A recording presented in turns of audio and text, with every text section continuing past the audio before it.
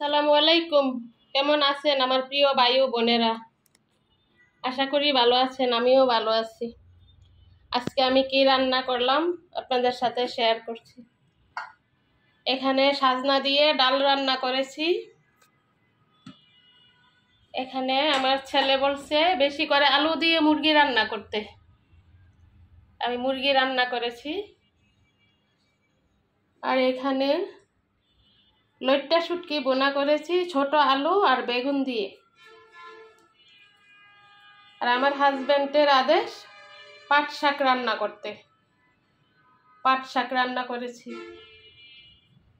ইফতারের পরে রোজা রেখে আর মাছ মাংস ভালো লাগে না, শাক শুটকি হলে এক মুঠো ভাত খাওয়া যায়। ছেলেরা তো খেতেই চায় না শাক শুটকি, খাই শুধু আমি আর আমার হাজবেন্ড। ওরা এই সাজনা দেওয়া ডালও খাবে না, শাকও খাবে না, শুটকিও খাবে না, শুধু মুরগি দিয়ে খাবে।